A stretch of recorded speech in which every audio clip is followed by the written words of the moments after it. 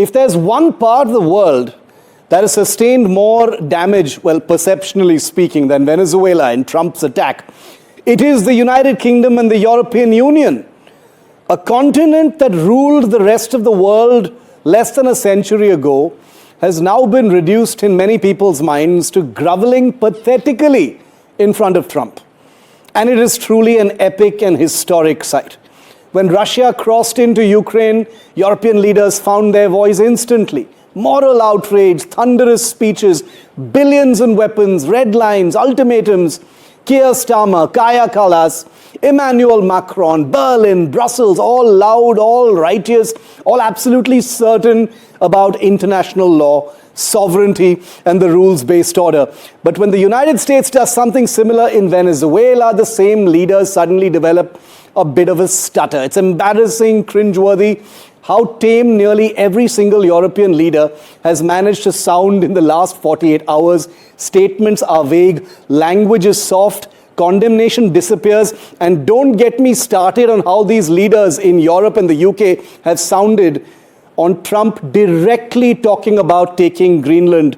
They have completely whitewashed it. They have abandoned a NATO ally. They've talked about monitoring closely. They've talked about waiting for all the facts. They've talked about being concerned about escalations. Not a single sharp word aimed at Washington in support of their ally. Starmer's Britain rushes to clarify it wasn't involved in what happened in Venezuela. The EU talks about the Venezuelan people while carefully tiptoeing around the man who ordered the operation. Not a single word about Greenland. Europe's global leadership was dead some decades ago, metaphorically speaking. This was merely a reminder in most people's view. This is a continent that has never hesitated to lecture the global south, including India, about democracy, borders, and intervention. A continent that made moral instruction its favorite export. Yet, faced with the US president they cannot domesticate, Europe shrinks into itself in a historic way. To be fair, Europe's anxiety, not saying a word, being very, very careful, even when Trump says he will take a part of Denmark, is understandable at one level. Trump has made it clear that even NATO allies aren't safe. Denmark is watching nervously as Greenland is casually discussed like a real estate asset. Now, post-World War II treaties, alliances, taboos, Trump has shown that he would rather treat them with open irreverence, and the snooty, highbrow politics of Europe just doesn't know how to deal with it. And that is why Europe is paralyzed in some ways. If you look at the British media right now, it is embarrassing. MP after MP, minister after minister, the Prime Minister, other leaders are simply unwilling to say a single word about Trump threatening a NATO ally. This is every man and woman for themselves now. No collective spine, no shared courage, just quiet, pathetic groveling to stay on the right side of American power in the form of Trump at this time. Glenn, I'd like to start it off once again with you. I did want to put a spotlight on the UK and the EU. I don't want to be very, very harsh because I think diplomats and political leaders have a hard time walking a tightrope in Trump's world. And we know how dramatically things have changed in the last 72 hours. But this is embarrassing. When Trump talks about taking Greenland, a part of a country that happens to be a member of NATO, not a single EU member, not the British Prime Minister, nobody has had anything even remotely direct to say to Trump or that. How do you understand that? How do you read that? Are you surprised? Not surprised, and I have a bit more, I think, compassion, perhaps, or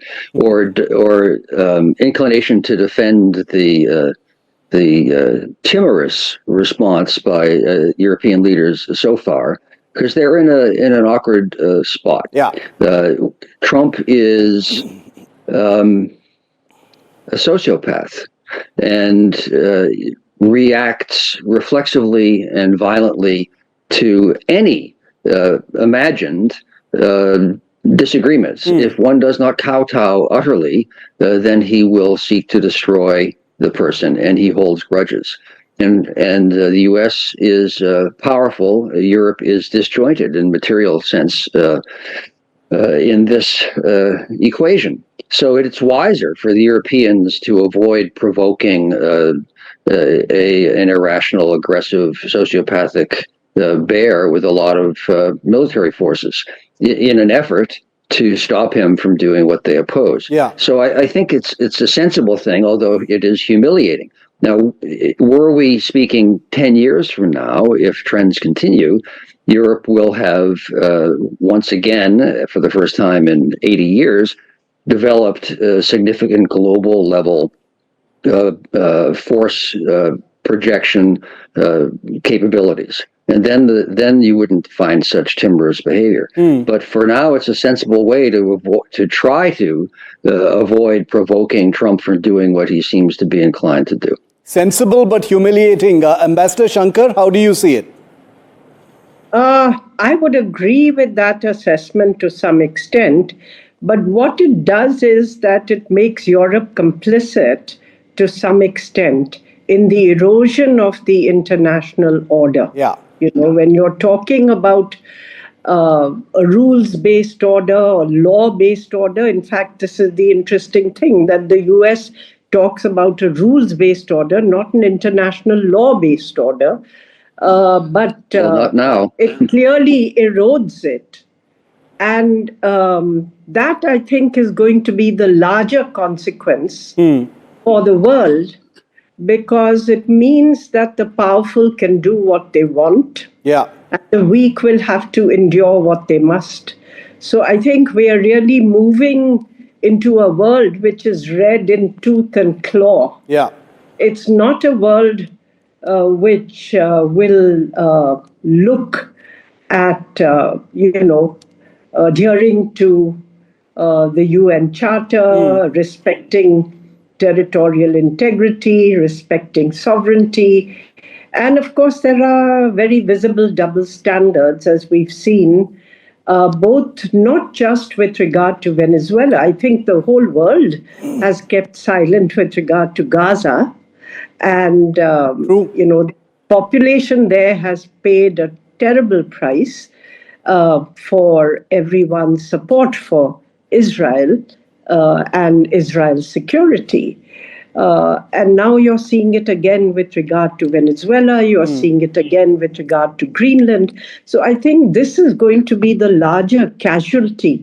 You know, one is what Trump will do or not do, because a lot is going to depend on how easy he finds it. If he finds he's going to get bogged down, his base itself will actually go against him, because their whole argument has been that the US's foreign military entanglements overseas have been at the cost of the US's own prosperity, and that workers in the US, people in the US have paid that price, and they are no longer willing to do it. Yeah. And this was Trump's platform when he came. Again, his national security strategy was talking of a more limited role for the US globally, saying he doesn't seek global dominance, though he seeks dominance in the Western Hemisphere. But what you're seeing now is contrary to actually the mandate that he was given and the agenda that he promised to follow. So if it's easy, people will buy into the success. If the US gets bogged down in Venezuela in any way, or it involves a prolonged military or administrative operation and expenditure, I think there will be political consequences within the US itself. Yeah. Sensible, for the moment, coming back to the EU and the UK, Einar, Tangen, but an erosion, complicity in the erosion of the international order. Would you agree with that? Well, I'd agree with it, but I disagree with my two previous colleagues when they talk about defeatism. Yes, if you say to yourself, well, there's nothing I can do, tut, tut, we're going back to the days of Chamberlain. the idea that you just keep appeasing a bully and somehow it'll all work out. You think, for one instance, if Donald Trump was able to establish complete hegemony over everything from Greenland down to Argentina, that he would stop there? I think. But the other thing you have to realize is his nickname, Taco. Trump always chickens out. And the reason I mention that is there is a way forward. And it is for the global South and the stands to gather together, not on as an organization or anything like that, but just gather together and say to the U.S., enough. Stop this erosion of the international laws. And we're not going to fight you militarily, but you cannot fight all of us. And we will start imposing trade sanctions on you. Your resources will be more expensive. We will not accept your goods. And you can kiss all these services goodbye. We'll put tariffs on them. If that happens, Trump would live up to his nickname.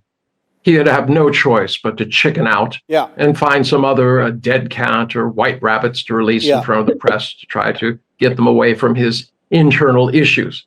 So I reject this idea that we should all just give in and that this is some sort of chess game. This is our lives. This is the future of our children and our grandchildren. The idea that you can somehow appease a monster and he'll go away sometime. Well, that's been tried before. Didn't work. Yeah, and I would somewhat agree with that, especially when the red lines we're talking about here, pertain to a NATO ally. In some ways it can be understood, the prevarications and the obfuscations when it comes to Maduro and Venezuela. But when it comes to Europe, when it comes to Greenland, it's much more explicit and it becomes more apparent.